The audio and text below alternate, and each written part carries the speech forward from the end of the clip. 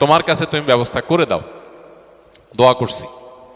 দোয়া করছি আমার কাছে হজ করাবার কোনো সামর্থ্য নাই, কিন্তু আমার খুব ইচ্ছা যে আল্লাহ আমার বাবা মা জীবদ্দশা আমি হজ করলাম, তাদেরকে হজ যেন করাইতে পারি। খুব দোয়া করলাম, খুব দোয়া করে আসলাম, দেশে আসলাম হজ করে।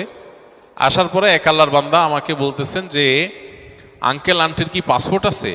তাই আমি বললাম না, থাকার কথা না, থাকলো আব্বার আছে মনে হয়, আমার থাকার কথা না। বলছে দুইটা একটু বানান, আমার একটু ইচ্ছা ওনাদের দুজনের হজ করার। ও প্রথমবার হয়েছে আব্বারটা শুধু। এরপরে আমেরিকা থেকে এক আল্লাহর বান্দি উনি বলতেছেন যে আপনার আব্বা আম্মাকে হজ করার আমার ইচ্ছা। অর্থাৎ দুইজন লোক, একজন শুধু আব্বারটা আর একজন আব্বা আম্মা দুইজনেরটা। এবং পরবর্তী হজ আসার আগে আগে দোয়া কবুল হয়ে গেছে। আবার অনেক সময় দোয়া কবুল হতে দেরি হতে পারে, তাতে কি? এই জন্য হজ করার তাড়া, ব্যথা, দরদ এটা অন্তরে লালন করতে হবে, দোয়া করতে হবে, চোখের পানি ফেলতে হবে। যখন মানুষ হজ করতে যাবে নিজের মধ্যে সে আগ্রহ জাগতে হবে, আল্লাহ গল্প দেওয়ার জন্য না, সেলফি তোলার জন্য না, আমি হজ যেতে চাই হজের সুফল পরিপূর্ণভাবে ভোগ করার জন্য, নিষ্পাপত্বের যে সওয়াব, যে ফজিলত এটা অর্জন করবার জন্য। দোয়া করবো তো ইনশাআল্লাহ। আল্লাহ রাব্বুল আলামিন আমাদের সবাইকে বারবার, একবার না বারবার বাইতুল্লাহর জিয়ারতের তৌফিক নসিব করেন। আরাফার দিনের বিশেষ আমল কি, বিস্তারিত বলুন। আরাফার দিনের আমল যারা আরাফায় অবস্থান করছেন তাদের জন্য একরকম, আর আরাফার দিনে যারা আরাফায় অবস্থান করছেন না, বিশ্বব্যাপী বিভিন্ন জায়গায় আছেন, তাদের জন্য ভিন্ন রকম। যারা আরাফা অবস্থান করছেন, নবী আলাইহিস সালাম বলেছেন খায়রুদ দুআ দুআউ ইয়াউমি আরাফা।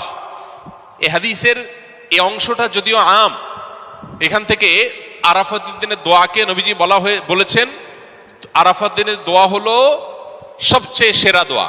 বছরের যে কোনো সময়ের মধ্যে সেরা দোয়া হলো আরাফাত দিনের দোয়া। যদিও আরাফাতের ময়দানে হাজিদের দোয়া কবুল হয়, ফেরত দেওয়া হয় না, বহু হাদিস আছে। যেহেতু হাদিসে আরাফাতের দিনের দোয়াকে সেরা দোয়া বলা হয়েছে, আমরা যদি দূর থেকে আল্লাহর কাছে দোয়া করি, আশা করতে পারি আল্লাহর কাছে, আশা করতে অসুবিধা নেই যে আল্লাহ তাআলা দোয়া হয়তো কবুল করবেন। দ্বিতীয়ত নবী আলাইহিস সালাম বলেছেন খায়রুমা ওয়া খায়রুমা আনা কুলতু আনা ওয়ান নাবিয়্যুনা মিন ক্বাবলি লা ইলাহা ইল্লাল্লাহু ওয়াহদাহু লা শারীকা লাহু লাহুল মুলকু ওয়া লাহুল হামদু ওয়া হুয়া আলা কুল্লি শাইইন কাদির। আরাফাত দিনে নবী আলাইহিস সালাম বলেছেন আমি এবং আমার পূর্বে নবী রাসূলরা যত দোয়া আল্লাহর কাছে করেছেন এর মধ্যে সবচেয়ে সেরা হলো এটা, লা ইলাহা ইল্লাল্লাহু ওয়াহদাহু লা শারীকা লাহু লাহুল মুলকু ওয়া লাহুল হামদু ওয়া হুয়া আলা কুল্লি শাইইন কাদির। এটা আমরা বিশেষ করে পাঠ করব। আরাফাত দিনে হাজী সাহেবদের জন্য রোজা রাখা নিষেধ, বেশি বেশি দোয়া করবেন তারা, তাদের জন্য করণীয় আমলগুলো। আর আরাফাত দিনের অনুসরণে জিলহজের 9 তারিখে পৃথিবীর বিভিন্ন প্রান্তে থাকা মুসলমানরা নফল রোজা রাখবেন। এতে 1 বছর পূর্বের আর হায়াতে বাঁচিয়ে রাখলে আল্লাহ তাআলা অগ্রিম 1 বছরের গুনাহ আল্লাহ মাফ করে দিবেন। এজন্য আরাফাত দিনে নফল রোজা রাখবো ইনশাআল্লাহ। এই দোয়াটা কি এই রোজাটা কি জিলহজের 9 তারিখেই রাখবো, নাকি যে আপনার আরাফাত দিন হাজিদের অবস্থানকে হিসাব করে রাখবো, এটা নিয়ে দুই রকমের মত আজকাল শোনা যায়। তবে আরাফাত দিনে হাজিরা অবস্থান করছেন হুবহু ওইটার সাথে মিল রেখে গোটা বিশ্বে আসলে ওই দিনে একই সময় রোজা রাখা এটা সব ক্ষেত্রে সম্ভব না, ভৌগোলিকভাবে এটা সম্ভব না। এই জন্য জিলহজের 9 তারিখটা যদি কেউ রোজা রাখেন ইনশাআল্লাহ বিদিনিল্লাহ তিনি এই ফজিলত এবং এই তাৎপর্য মাহাত্ম্য পেয়ে যাবেন, এবং এই মতটা অধিকতর সব দিক থেকে সমৃদ্ধ এবং যুক্তি সমৃদ্ধ। এই জন্য আমরা আরাফাত দিনে যারা আরাফাতের ময়দানে অবস্থান করছি না তারা রোজা রাখবো ইনশাআল্লাহ বেশি বেশি করে। আর জিলহজের 1 থেকে 9 তারিখ পর্যন্ত সবগুলো দিনই রোজা রাখতে পারলে আরো ভালো, তাহলে সেক্ষেত্রে ইখতিলাফ এবং মত পার্থক্যের আপনি এমনি উঠে গেলেন। সবগুলো দিনই আসলে রোজা রাখার চেষ্টা করা দরকার যদি তৌফিকে হয়। কি কি আমল করলে হজে না যেয়েও হজের সওয়াব পাবো? হজের যে মূল ফজিলত সেটা তো আসলে হজ ছাড়া অন্য কোনো কিছুতে অর্জন করা সম্ভব না। বিশেষ করে হজ আদায় করার যে ফরজ, এই ফরজ আদায় হওয়ার জন্য হজ করাই কর্তব্য। হজ ছাড়া অন্য কোনো কিছুতে হজের ফরজ আদায় হবে না। তবে নবী আলাইহিস সালামের কাছে গরিব এবং অভাবী সাহাবীরা বিভিন্ন সময় বিভিন্ন অনুযোগ নিয়ে আসতেন। ইয়া রাসূলুল্লাহ, ধনী সাহাবীরা তারা তো টাকা পয়সা আছে, দান সাদাকা হজ উমরা নানান ইবাদত বন্দেগী করতে পারে টাকা দিয়ে, আমরা পারি না, আমাদেরকে কিছু আমল শিখাই দেন যাতে তাদের উপরে আমরা অগ্রসর হয়ে যেতে পারি তাদের চেয়ে। তো নবী আলাইহিস সালাম তাদেরকে দোয়া শিখিয়ে দিয়েছেন। দেখা গেল যে ধনীরা সে দোয়া বিভিন্নভাবে আপনার জেনে গেছেন এবং তারাও শুরু করে দিয়েছে। তো সাহাবীদের মধ্যে এগুলো নিয়ে কম্পিটিশন হতো। আর আমাদের হলো ভাই স্কিলে খাবার ভালো না মাদ্রাসায় ভালো। যদিও একই খাবার আমাদের। তো এই জন্য আমলের কম্পিটিশনটা আমাদের থাকা দরকার। তো এই সমস্ত মানুষগুলো যাদের হজ করার সুযোগ সামর্থ্য হয় না অর্থের অভাবে, হজ করার যে ফরজ বিধান সেটা আদায় না হলেও হজের সওয়াব অল্প স্বল্প সওয়াব না, এটা কিছু কিছু আমলের মধ্যে আল্লাহ তাআলা রেখেছেন। নবী আলাইহিস সালাম বিভিন্ন হাদিস আমাদেরকে বলেছেন। এর ভিতরে একটা হলো ইশরাক। ফজরের পর যদি কেউ নামাজের জায়গা যেখানে তিনি সালাত আদায় করেছেন সেই জায়গায় যদি তিনি বসে থাকেন, জিকির আজকার করতে থাকেন, তাসবিহ তেলাওয়াতে মাশগুল থাকেন, আল্লাহর স্মরণে ব্যস্ত থাকেন, এরপর সূর্য ওঠার পর তিনি 15-20 মিনিট অপেক্ষা করে তিনি ইশরাকের নামাজ আদায় করেছেন, ইশরাকের নামাজ আদায় করেছেন, তাকে আল্লাহ রাব্বুল আলামিন পরিপূর্ণ হজের সওয়াব দান করেন। তাহলে একটা আমল পেলাম যে আমলের মাধ্যমে হজের সওয়াব লাভের একটা সুযোগ তৈরি হতে পারে। হয়তো প্রতিদিন আমরা করতে পারি না, আমাদের নানা রুটিনের ব্যস্ততা আছে, কিন্তু আমার মাঝে মধ্যে তো এই সুযোগটা আসে না। জুমার দিন অফিস আদালত স্কুল কলেজ ক্লাস থাকে না, তো আমি জুমার দিন যদি প্ল্যান করি যে বৃহস্পতিবার আগে শুয়ে যাব, শুক্রবার সকালে আমলটা করে আমি তারপরে ঘুমাবো, সম্ভব না ইনশাল্লাহ।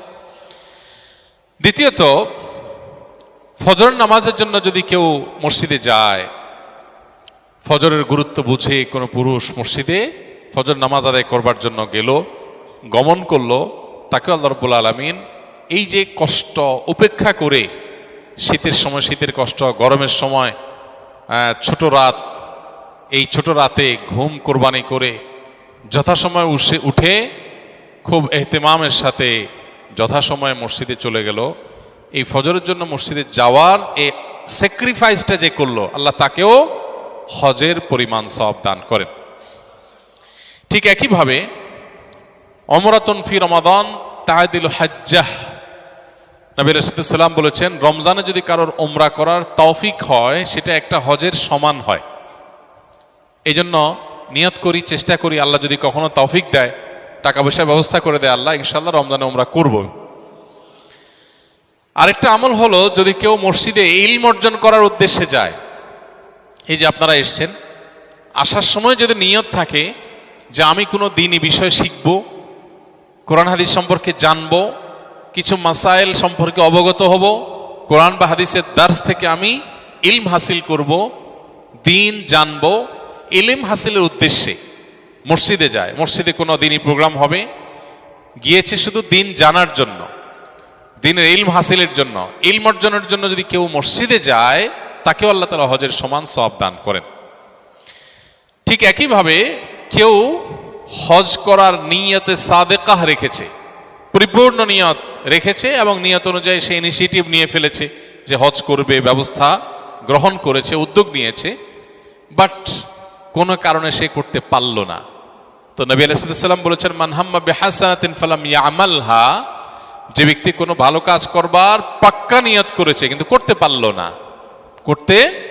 না, কোনো কারণে করা হয়ে ওঠে নাই, কিন্তু তার নিয়ত ছিল পাক্কা, চেষ্টা উদ্যোগ সবই করেছে, অনেকে টাকা পয়সাও জমায়, শেষ পর্যন্ত হয়ে ওঠে নাই, কিন্তু এই যে তার পাক্কা নিয়ত ছিল, চেষ্টা ছিল, উদ্যোগও গ্রহণ করেছে, শুধু মুখোমুখি নিয়ত না, এরকম সিরিয়াসনেস থাকার কারণে, উদ্যোগ থাকার কারণে সে হজ যদি করতে নাও পারে, যে কোনো কাজের ক্ষেত্রে এটা প্রযোজ্য, সেটা যদি করতে নাও পারে, আল্লাহ তাকে তার সমান সওয়াব দান করেন।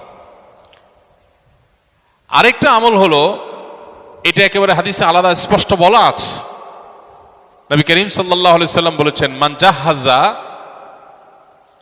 যে ব্যক্তি প্রস্তুত করে দিবে কোন গাজিয়ান, আল্লাহর রাহের কোন যোদ্ধাকে, কোন মুজাহিদকে, আল্লাহর রাহে জিহাদের জন্য বের হবে, তার জন্য যা ব্যবস্থা দরকার সেটা ব্যবস্থা করে দিয়েছে, আও হাজ্জান, অথবা কোন হজ যাত্রীর হজে যাওয়ার ব্যবস্থা করে দিয়েছে, আল্লাহ কাউকে আর্থিক সঙ্গতি দিয়েছে, সে ব্যবস্থা করে দিয়েছে, অথবা কোন রোজাদারকে ইফতার করিয়েছে,